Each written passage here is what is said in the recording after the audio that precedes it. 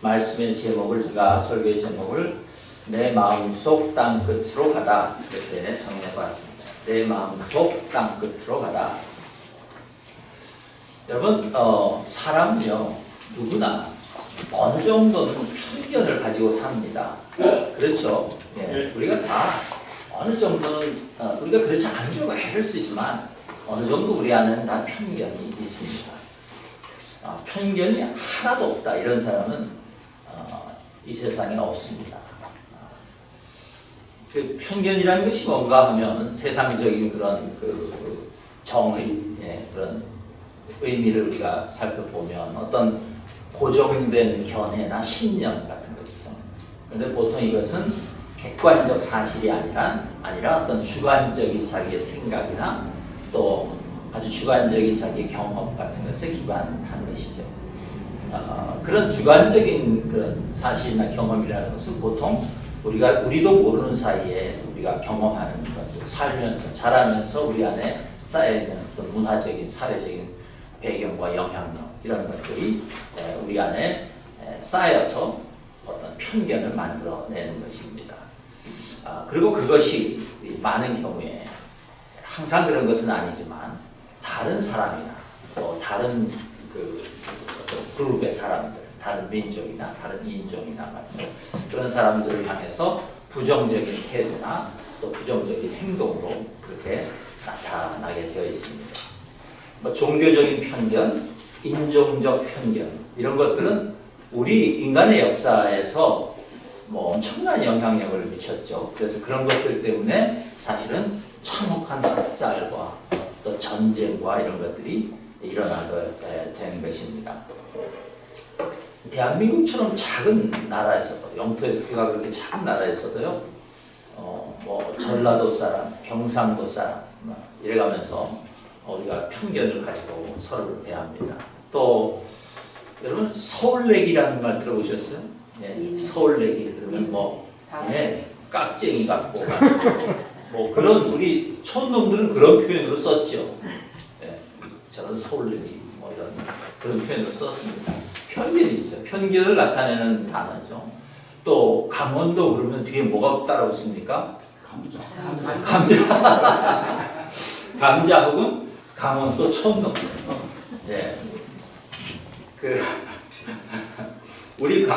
우리 강원도 사람들끼리는요. 제가 젊었을 때 저 영국에 출장을 간 적이 있었는데 거기서 한 식당에 가서 밥을 먹는데 어떤 저보다 연배가 좀 많은 남자분 두 분이 식사를 하고 있었어요. 이제 외지에 갔으니까 서로 이제 어디서 오셨냐고 인사하고 하는데 내가 강원도 속초에서 왔다니까 아이고 비탈이네 그러시고 비탈이 뭐냐 우리 산비탈이 많다 이거 산비탈이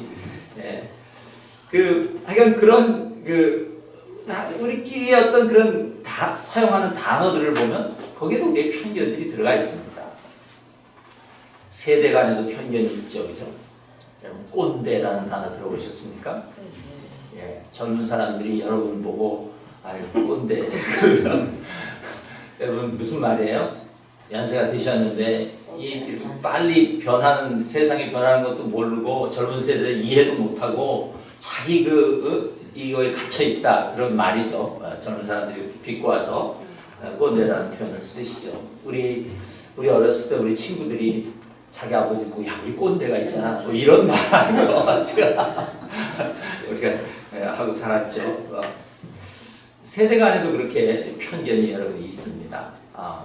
그런가 하면 또 노인들도 젊은 사람들을 대할 때 편견이 있죠. 저런 버르장머리 없는 젊은 것들 이렇게 말하지 않습니까? 그 있어요. 편견들이 있는 것이죠. 그러니까 편견이라는 것은 자기 기준으로 다른 사람들을 평가하고 또 그렇게 자기와 다르다는 것 때문에 좀 무시하고 비하하고 그런 마음이 있는 것이죠. 그런 것들을 우리가 편견이다 그렇게 얘기하죠. 그런데 저도 그리스도인들은요 이 편견이라는 단어를 좀 다르게 이해해야 한다. 다르게 이해해야 한다 이렇게 생각합니다. 저는 편견을 이렇게 정의합니다. 들어보세요. 예수님의 영인 성령님께서 원하시지 않는 생각과 마음. 그게 편견입니다. 우리 그리스도인들에게. 예수님의 영인 성령님께서 원하시지 않는 것은 무엇이든지 우리에게는 편견입니다. 편견은 어떻게 해야 되는 것이에요? 버려야 하는 것이잖아요. 바꿔야 하는 거죠. 예. 왜 그렇습니까? 예수님은 진리이시기 때문에 그렇습니다. 진리이신 예수님의 영, 그분이 원하시지 않는 생각이나 마음은요, 여러분 다 편견입니다. 오늘 말씀을 통해서 우리 안에 그 편견들이 사라지고 성령으로 충만해져서 진리의 삶을 사는 우리들 되기를, 그런 은혜가 있기를 기도합니다. 오늘 성경 본문은요, 사울이라는 청년이 부활하신 예수님을 만나서 앞을 못 보게 된 그 사건 직후에 이제 예수님께서 다메섹에 있는 아나니아라는 예수님의 제자를 찾아가서 있었던 그런 이야기입니다. 여러분, 이 아나니아는 삽비라의 남편이 아닙니다. 예, 삽비라의 남편은 벌써 죽었죠. 예, 벌써 죽었어요. 언제 죽었죠? 2주 전에 죽었잖아요. 죽었어요. 이게 다른 아나니아예요. 다른 아나니아. 그 주님께서 아나니아를 찾아가셔서, 야 아나니아야, 너 사울이 지금 저기 집가라는 거리에 집에 있는데 가서 안수하고 그의 눈을 고쳐줘라, 그렇게 말씀하셨습니다. 그러니까 이 아나니아가 그 주님의 말씀에 대해서 이렇게 대답했어요. 주여, 이 사람에 대하여 내가 여러 사람에게 듣사온즉 그가 예루살렘에서 주의 성도에게 적지 않은 해를 끼쳤다 하더니, 적지 않은 해를 끼친 게 아니죠. 엄청나게 많은 해를 끼쳤죠. 여기서도 주의 이름을 부르는 모든 사람을 결박할 권한을 대제사장들에게서 받았나이다.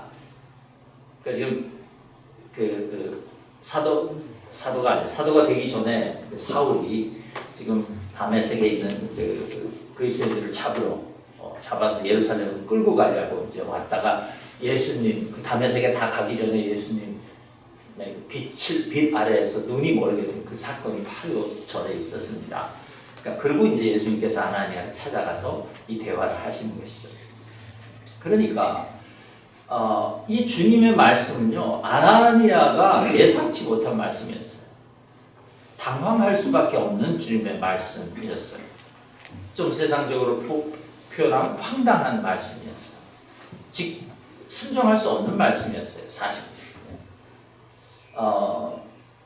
사울은 이 아나니아가 누구인지 몰랐겠지만 아나니아는 사울이 누구인지를 정확하게 알고 있었어요. 너무 잘 알고 있었어요. 그가 왜 다메섹으로 오고 있었는지도 정확하게 알고 있었어요. 사울이 누구인지 모르고 사울이 왜 다메섹으로 오는지 몰랐을 확률은 제로예요. 네, 그럴 수 없었어요. 여러분, 예수님의 복음을 전한다는 이유로 유대인들이 스데반 집사님을 돌로 쳐서 죽일 때 사울이 그 자리에 한 길이 있었어요. 그리고 사울은 그 스데반이 돌로 맞아 죽는 것이 마땅하다, 그렇게 생각했다고 8장 1절에 증거했습니다. 그 예루살렘 교회는 지금 대대적인 박해를 당하기 시작했고, 사도들을 제외한 모든 성도들이 더 이상 그 예루살렘에 머물 수 없어서 지금 각지로 흩어진 그런 상황이에요.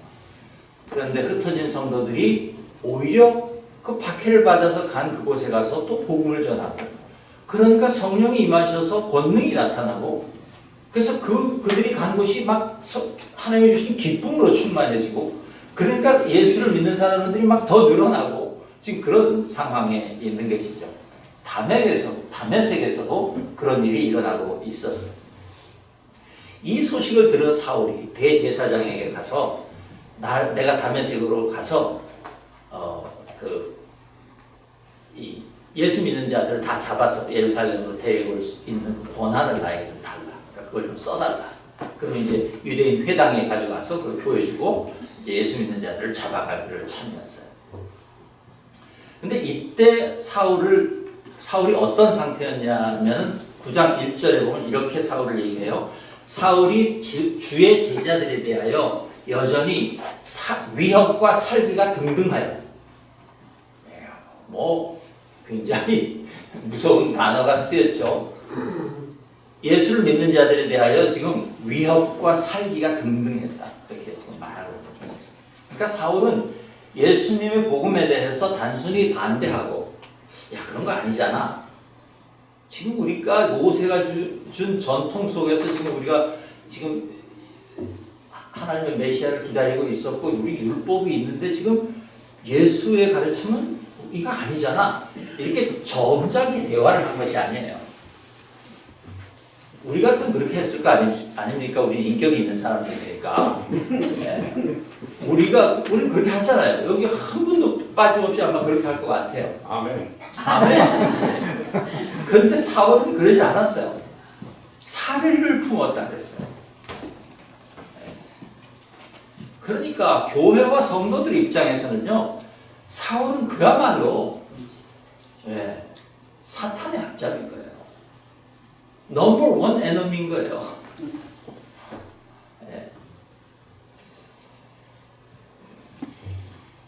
그런데 이 다메섹은 시골이 아니에요. 다메섹은 굉장히 큰 도시였어요. 다마스커스죠, 영어로. 지금 현대 시리아의 수도입니다. 그 당시에도 이집트와 메소포타미아를 연결하는 그런 교통과 무역의 중심지였어요. 그러니 당연히 유대인들이 많이 살고 있었을 것이야. 그리고 모든 소문과 뉴스들이 들어오는 곳이에요. 그러니 사울이 대제사장들의 허락을 얻어서 이제 자기들을 핍박하러 온다. 다메섹으로 오고 있다. 이것을 다메섹에 있는 성도들이 몰랐을 리가 없지 않습니까? 당연히 알고 있었을 것이에요. 아마 다메섹에 있는 유대인 그 공동체에는 우리 교회 공동체에는 큰 뉴스가 되었을 거예요. 물론 유대인 공동체도 마찬가지겠죠. 이 상황을 앞에 놓고 여러분 아나니아와 교회는 뭘 하고 있었을까요? 무기를 갈고 있었을까요? 오면 같이 찌르려고? 그랬을 리가 없죠. 뭘 하고 있었을까요? 기도하고 있었을 것입니다.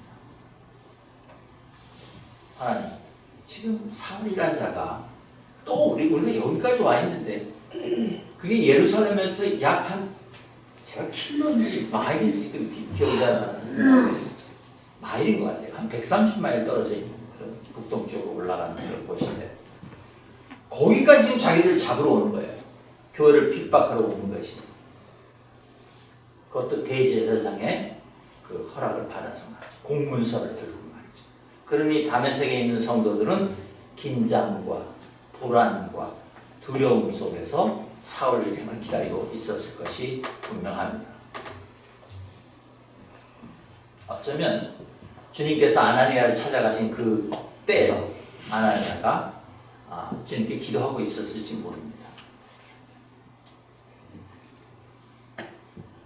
막아달라고 기도하지 않았겠어요? 사울을 막아달라고. 사울이 하는 일을 멈춰달라고 기도하지 않았겠어요? 그렇게 기도하고 있는데 소문이 들려오는데 사울이 오다가 다메섹에 다 왔는데 거기서 뭔가 일이 일어났는데 눈이 멀었다더라. 그럼 이거 여러분 기도 응답 아닙니까? 기도 응답이죠. 100% 기도 응답입니다. 우리가 거기 다메섹의 성도들이었다면 난리가 났을 것이에요. 하나님께서 역사하셨다고 난리가 나지 않았겠습니까? 아닌 것처럼 지금 가만히 계시는 거예요. 예, 우리 뭐 특별 예배를 했을 것이에요. 부흥회를 하든가.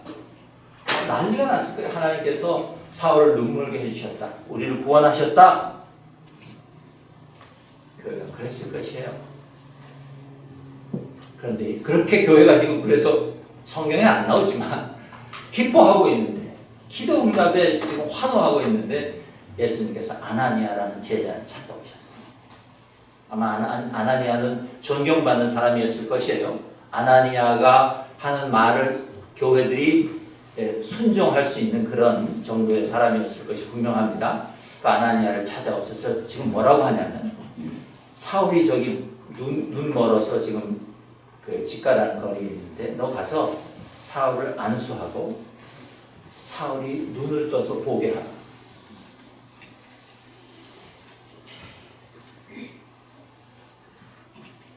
여러분 같으면 하시겠어요?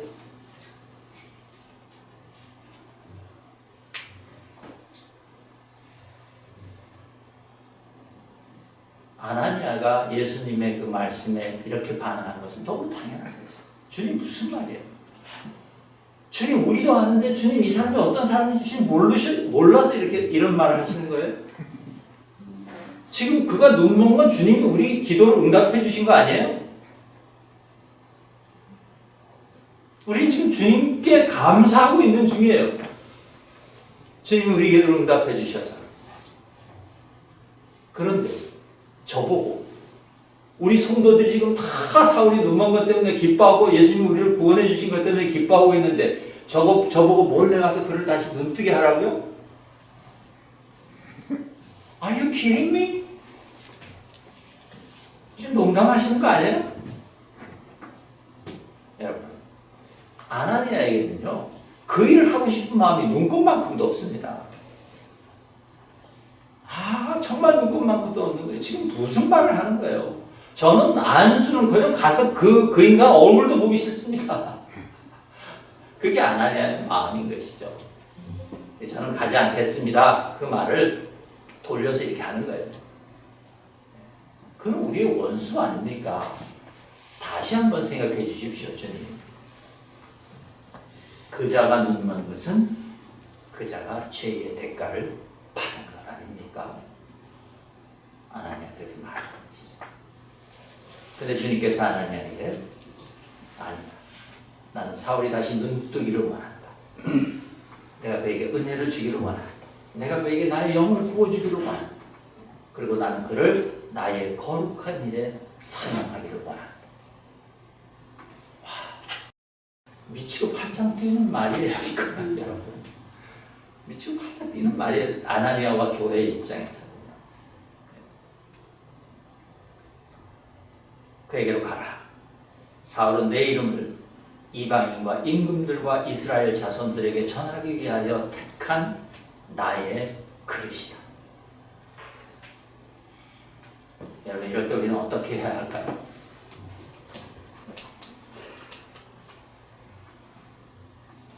아나니아가 그 단호하면서도 차상하신 주님의 말씀 앞에서 거역할 수 없어서 순종합니다. 그리고 이 아나니아의 역사적인 순종은요, 사울을 바꾸고 아나니아 자신을 바꾸고 교회를 바꿉니다. 그리고 세상을 바꿉니다. 이 아나니아의 순종이 아니었으면요, 우리는 복음이 어떻게 전파되었을지 알 수 없어요.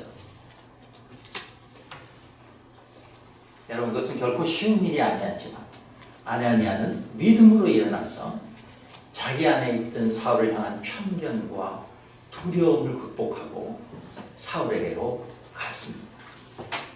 다시 말씀드리지만 이것은 쉬운 일이 아니었어요. 자기 안에 있는 그 사울에 대한 의구심과 두려움, 이것은 엄청난 것이었거든요. 그냥 단순한 것이 아니었어요. 그런데 주님의 명령을 따라서, 성령의 인도함을 따라서 사울에게로 갔고 사울의 머리에 안수했습니다. 그런데 여러분, 이 아나니아가요, 이 일을 억지로 한 것이 아니에요. 그 증거가 뭐냐면, 그가 사울을 찾아가서 그를 형제라고 불렀다는 거지.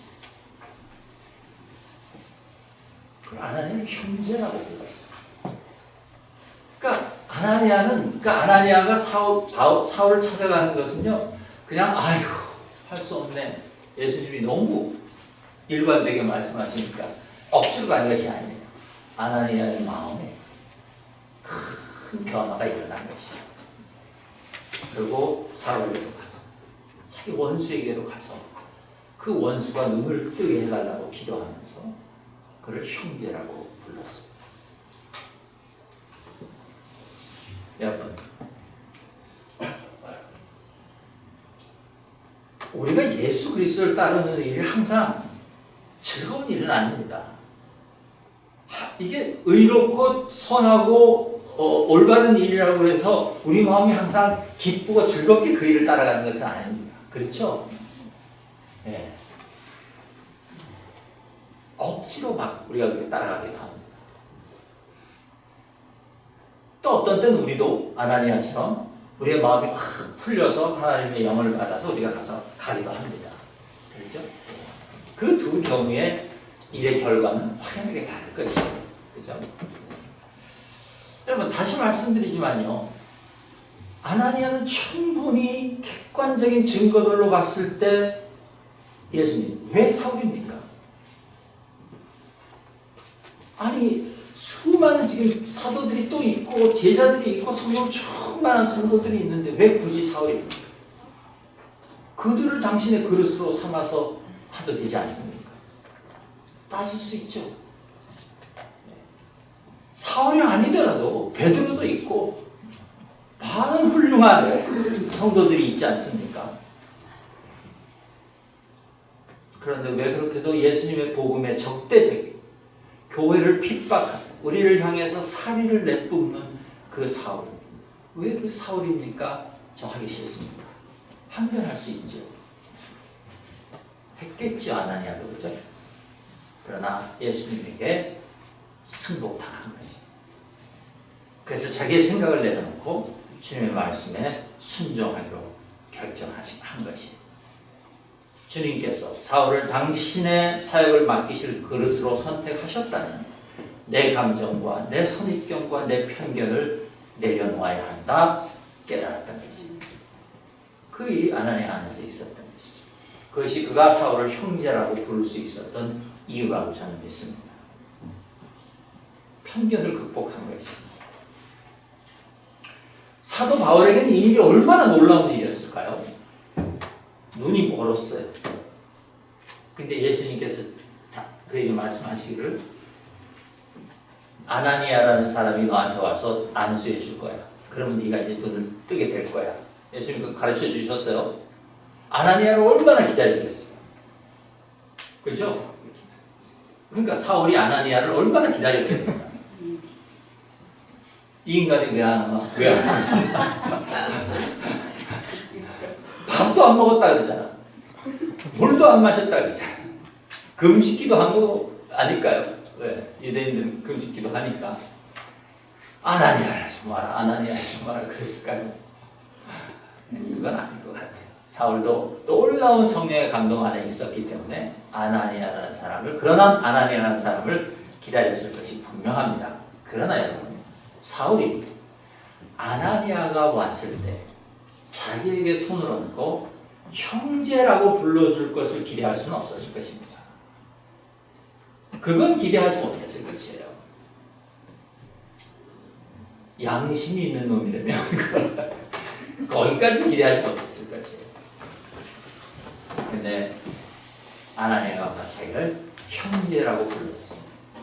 그래서요, 사도행전 22장을 나중에 읽어보시면 사울이 이때 일을 기억하면서 그 아나니아가 자기를 형제로 불러줬다는 것을 또 한 번 고백합니다.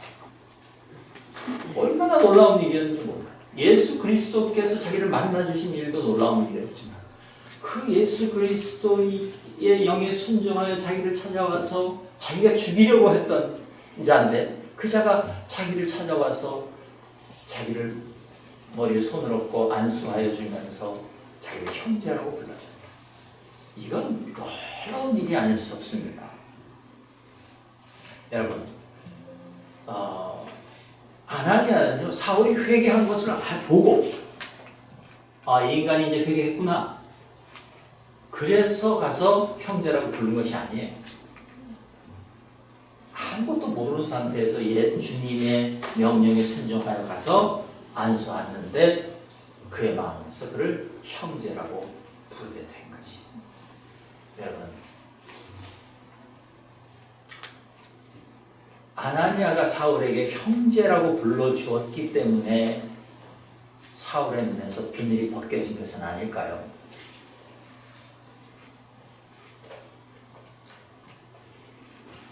여러분, 믿음이라는 것은요, 이렇게 나의 편견을 버리고 예수 그리스도의 생각과 마음을 따르는 것인 줄로 믿습니다. 아멘.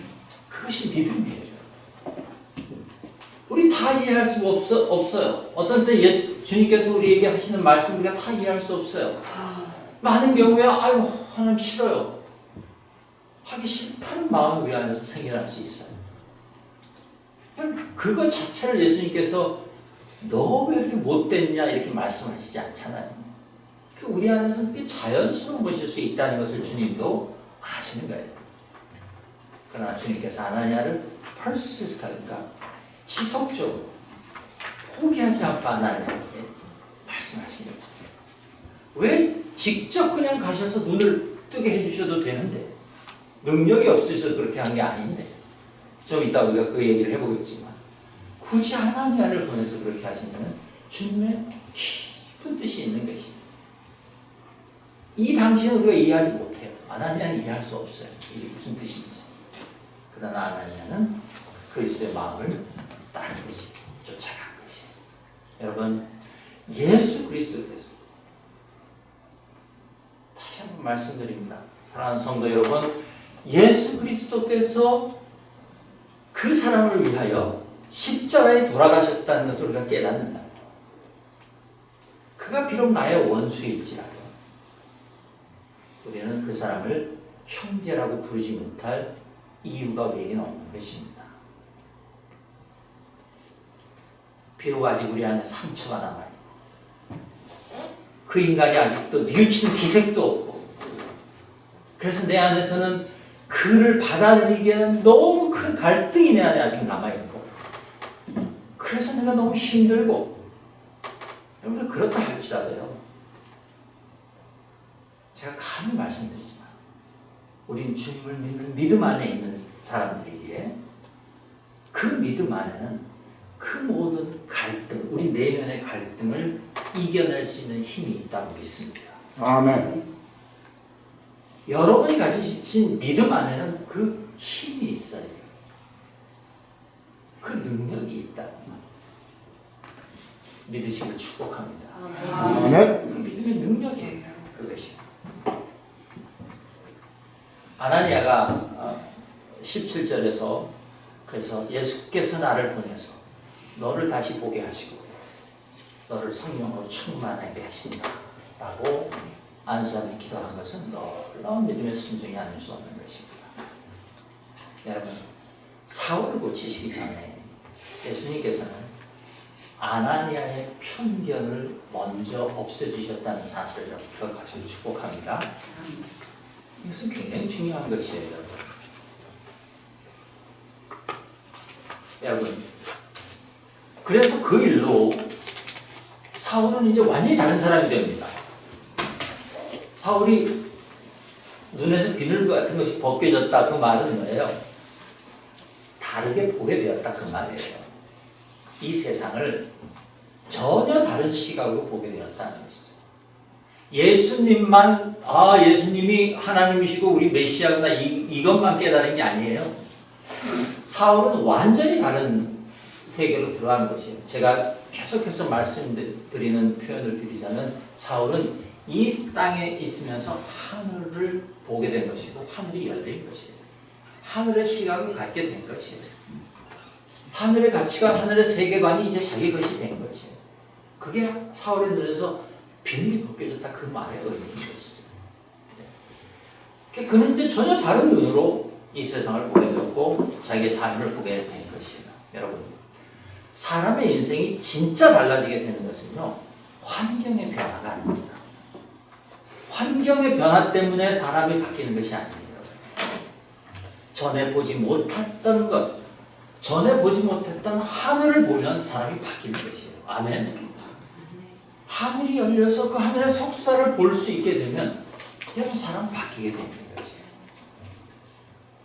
그것을 성경은 다시 태어나는 것이다 그렇게 말하는 것입니다. born again 한다. 우리가 그리스도를 믿는 믿음으로 다시 태어난다는 것은 그 말이에요. 그리고 그 사울 한 사람이 다른 사람으로 태어남으로 말미암아 하늘을 보며 사는 하늘을 알고 사는 사람으로 태어남으로 다시 태어남으로 말미암아 여러분 이 세상의 역사가 달라졌습니다.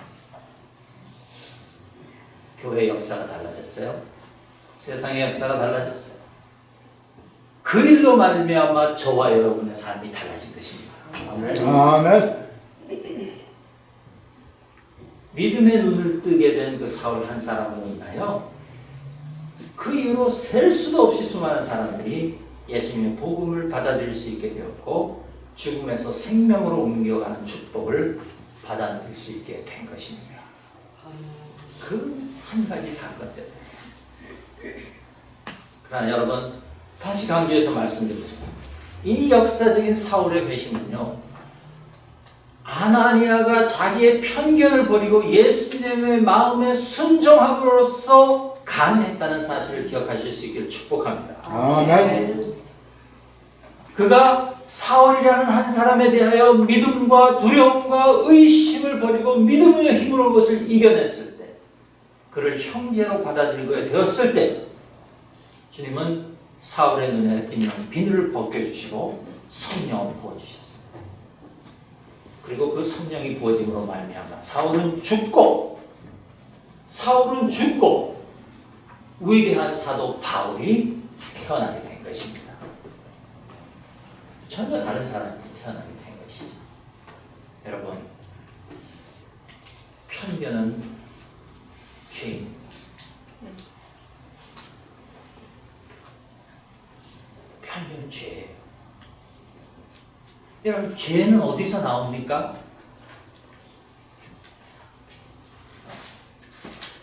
사탄이 줍니까?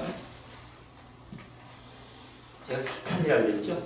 사탄이라고 그러지 않았죠? 사탄. 지금 발음이 잘못 나와요. 사탄이 줍니까? 여러분, 교회와 성도들은요, 오랫동안 창세기에 나오는 타락 이야기를 잘못 해석함으로써 심각한 오류를 범하고 있습니다. 그것이 바로 인간이 어떻게 타락하게 되었는가라는 죄의 근원에 대한 오해입니다. 여러분, 하와는요, 뱀의 유혹 때문에 선악을 알게 한 나무의 열매를 따먹게 된 것이 아닙니다. 창세기는 그렇게 얘기하지 않습니다. 하와는 순전히 자기 마음의 욕심에 의하여 선악과를 따먹었습니다. 여러분, 이거 분명하게 아셔야 합니다. 근데 우리는 너무 오랫동안 뱀에게 우리의 책임을 돌려왔습니다. 뱀은 억울합니다. 뱀은요, 하나님의 말씀을 슬쩍 교묘하게 다르게 말하는 것뿐입니다. 그 말을 듣고 하와의 마음에 욕심이 동해요. 그래서 자기 의지로 따먹은 것입니다. 이게 무슨 말입니까? 죄의 근원은 사람 안에 있다는 것입니다. 우리 모든 죄의 근원은 우리 안에 있습니다. 우리의 마음에 있습니다. 여러분, 이거 인정하셔야 합니다. 그렇다면 편견도 죄의 증상 중 하나입니다. 편견은 우리 마음 안에서 생겨나는 죄입니다. 반면에 주님의 복음은요, 모든 사람을 구원하기 위한 은혜의 기쁜 소식입니다. 아멘. 모든 사람입니다. 우리는 반사적으로 주님의 구원 그러면 내가 받은 구원, 나를 구원해 주실 때 이렇게 받아들이죠, 그죠? 예, 그러나 성경은요, 하나님의 구원의 은혜는 1차적으로 모든 사람에게 주어졌습니다. 이걸 믿으셔야 합니다. 그런데 편견은요, 그 은혜의 소식이 모든 사람에 전해진 것을 막습니다. 우리 안에 편견이 있으면요, 모든 사람에게 주님의 복음이 전해지는 것을 막아요. 그 편견. 동시에 편견은요, 잘 드십시오. 내 안에 들려오는 그 은혜의 소식도 듣지 못하게 막습니다. 하나님의 은혜가 다른 사람에게 들려지는 것을 막을 뿐만 아니라 내 안에 마땅히 들려지고 내 안에서 공명돼서 울려나와야 할 그 은혜의 소식도 막습니다. 왜 그렇습니까? 복음은 귀로 듣는 것이 아니라 마음으로 듣는 것이기 때문에 그렇습니다. 얘는 복음 마음으로 듣는 것이. 근데 그 마음 속에 있는 우리의 편견이 복음을 듣지 못하게 만드는 것이죠. 그것이 바울이 되기 전 사울에게 있었던 일이죠. 사울은 하나님을 알면서도 그 편견 때문에 복음을 받아들일 수 없었던 것입니다. 그런데 여러분, 이 사울의 이야기, 저는 사울과 아나니아의 이야기라고 얘기해야 된다고 믿습니다만, 이것은 사울 한 사람의 회심에 대한 이야기가 아닙니다. 성령님은 사울의 편견을 무너뜨리셨을 뿐만 아니라 좀 전에 말씀드린 것처럼 아나니아와 교회의 편견도 무너뜨리시기를 원하셨습니다.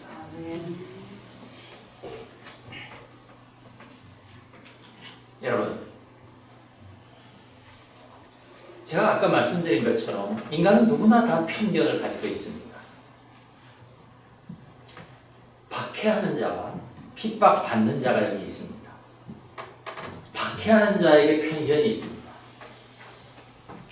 핍박을 받는 자는 핍박을 받고 있다는 그것 때문에 그에게는 편견이 없다고 말할 수 있을까요? 아닙니다. 핍박을 가하는 자, 핍박을 당하는 자 모두에게는 편견이 있습니다.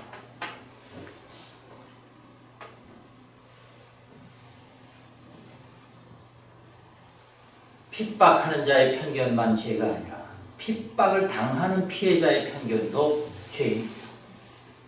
해결해야 하는 죄. 여러분, 가해자가 아무리 회개하고 죄를 뉘우쳐도요, 피해를 당한 사람이 성령을 거부하고 예수님의 마음과 생각을 따르지 않으면 복음과 은혜는 능력으로 나타나지 못합니다. 주님께서는 가해자나 피해자나 지금 다 그 안에 있는 편견을 없애주시기를 원하셨다는 것입니다. 여러분, 예수님을 믿는다는 것은요, 예수 그리스도가 보여주신 그 인간의 모습, 그것이야말로 참된 사람의 모습이며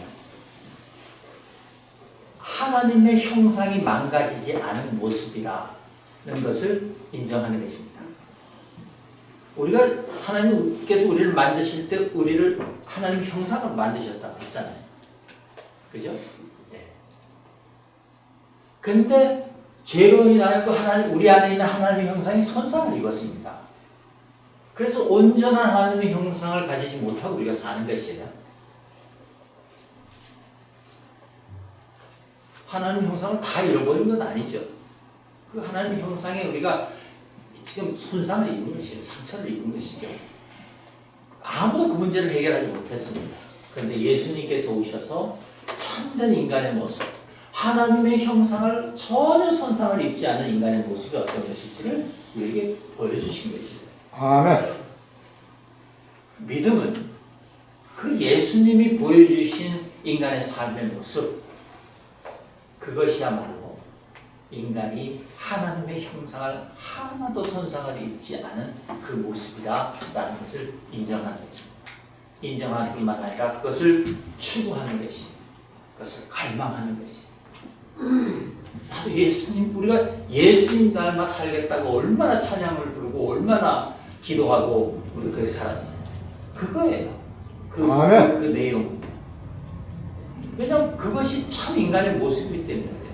그리고 그것이 참 그것을 회복할 때 하나님께서 우리에게 주신 모든 복을 우리는 은혜를 마음껏 누리며 살 수 있는 것이 하나님의 영광을 나타내며 살 수 있는 것이지.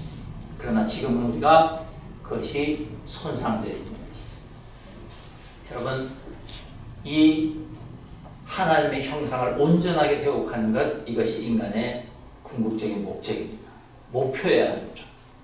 그런데 이것은 인간의 도덕적인 의로는 불가능합니다.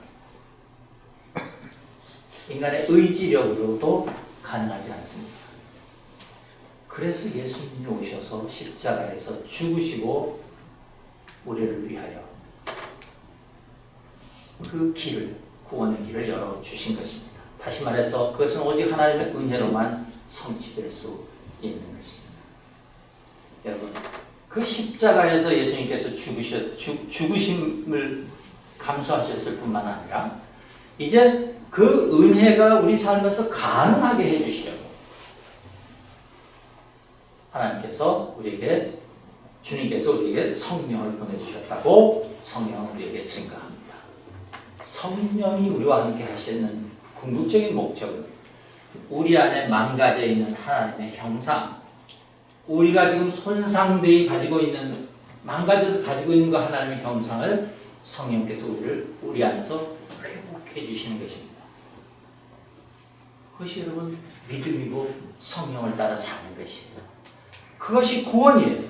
내 안에 손상을 입은 하나님의 형상을 회복해 가는 거예요. 그것이 구원이에요. 그러므로 여러분, 내가 피해자라고 해서 내 안에 있는 편견을 정당하다고 우기시면 안 됩니다. 아멘. 아멘. 우리 안에는 가해자도 있고 피해자도 있습니다. 그러나 우리 둘 다 하나님의 형상이 손상된 채로 살아가는 자들이에요. 내가 단순히 피해자라고 해서 나에게 편견이 없다, 혹은 나는 피해를 당한 사람이니까 내가 가지고 있는 이 편견은 어쩔 수 없는 일이다, 그렇게 말하면 안 된다, 그 말입니다. 그렇게 말하는 것은 우리가 뱀에게 책임을 돌리는 것과 똑같습니다.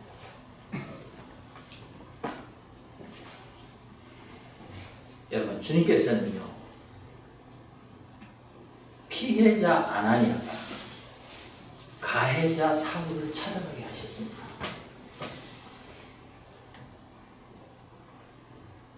왜요?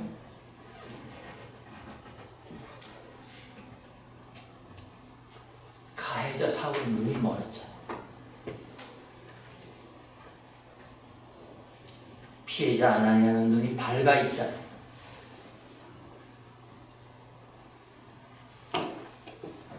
여러분, 우리를 박해하는 사람, 아직 하나님을 모르는 사람, 눈이 멀어 있는 사람들 맞습니까? 여러분과 여러분을 박해하고 여러분을 못살게 굽는 사람들과의 그 개인적인 관계만 봐도 여러분들 마음속에 지금 저 인간은 뭘 몰라서 저런다 이런 마음이 있잖아요. 그게 무슨 말이에요? 눈이 멀었다는 말이죠. 나는 눈 뜨고 있는데 저 사람은 눈이 멀었어요. 누가 누구에게로 가야 합니까? 대답 좀 해보세요. 눈뜬 자가 가야 합니까? 눈먼 자가 와야 합니까? 눈뜬 자가 가야 합니다. 눈뜬 자가 가는 것이에요. 왜 피해를 당한 내가 먼저 가서 그 사람을 용서해야 되느냐? 반문하는 것은 그리스도의 마음을 아직 모르는 것입니다. 눈이 먼 사람이 눈뜬 사람을 찾아오는 것은 거의 불가능합니다. 눈뜬 사람이 눈먼 사람을 찾아가는 것이 자연스러운 일이고 성령의 일인 줄로 믿습니다.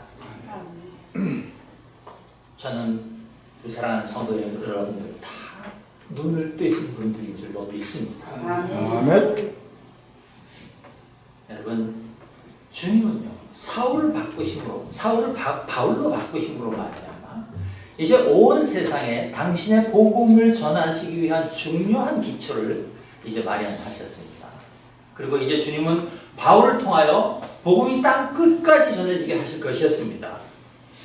하지만 주님의 복음이 이 세상의 땅 끝까지 전해지기 위해서는 먼저 사울과 아나니아의 화해, 교회를 박해하는 자들과 교회, 피해를 입은 교회가 화해할 것을 주님께서는 원하셨습니다. 가해자와 피해자의 진정한 이 화해가 먼저 있기를 주님께서는 원하셨습니다. 왜냐하면 그것이 없이는 사울, 아니 이제 바울이 될 그 바울을 통한 복음 전도는 그 걸음을 시작할 수조차 없었기 때문에 그렇습니다. 땅 끝으로 가기 위해서 여러분 잘 들으십시오. 그들은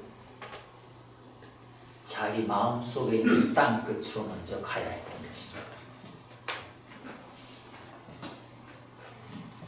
우리 마음속 편견이 자리 잡고 있는 그 땅 끝, 우리 마음속 땅 끝으로 가서 주의 복음을 선포하지 않으면 여러분 이 세상에서 우리의 삶, 우리가 어디를 복음을 들고 가요?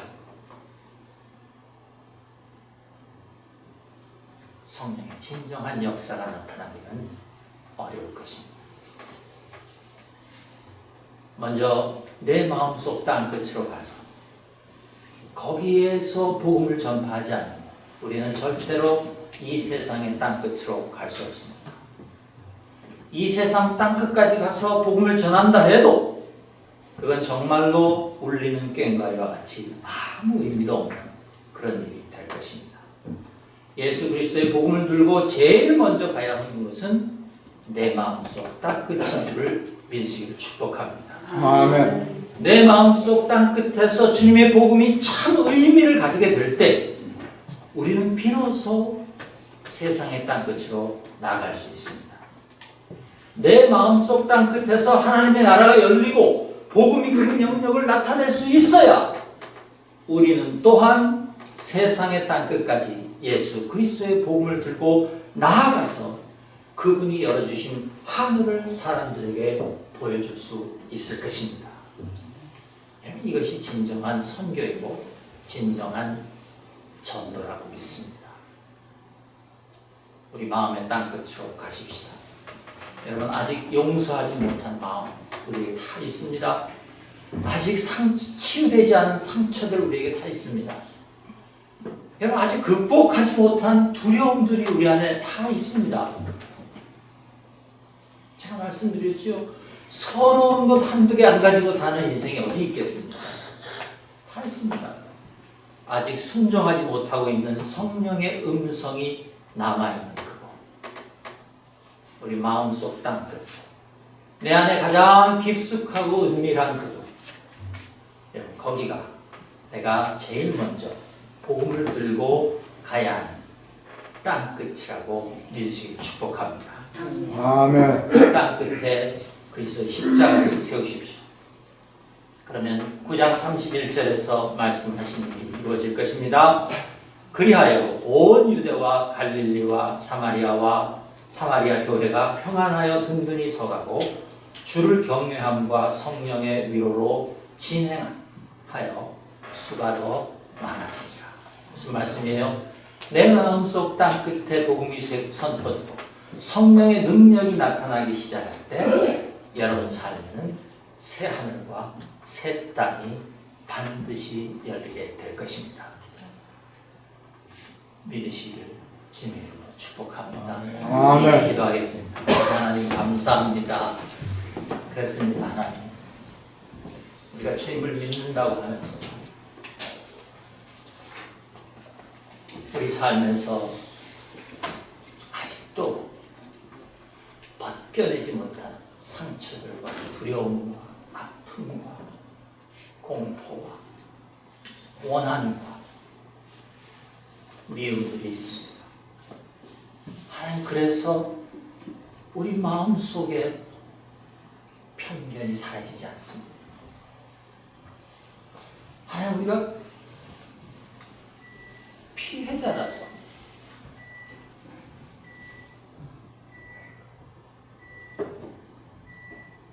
당연한 것처럼 가지고 있었던 상한 감정들이 하나님에게 있습니다. 그런데 오늘 주님께서 찾아오셔서 그 마음속 땅 끝에 복음을 선포해 주셨습니다. 하나님, 이제 우리가 그 내 마음속에 있는 땅 끝에 주님의 십자가를 세우기를 원합니다. 그래서 우리 안에 있는 모든 편견들이 사라지고 우리는 오직 예수 그리스도의 마음과 생각을 쫓아 성령의 인도하심을 받기 원합니다. 하나님, 우리로 그렇게 살 수 있도록 우리 믿음 안에 있는 권능을 발견하게 하여 주시옵소서. 감사드리며 예수님 이름으로 기도드립니다.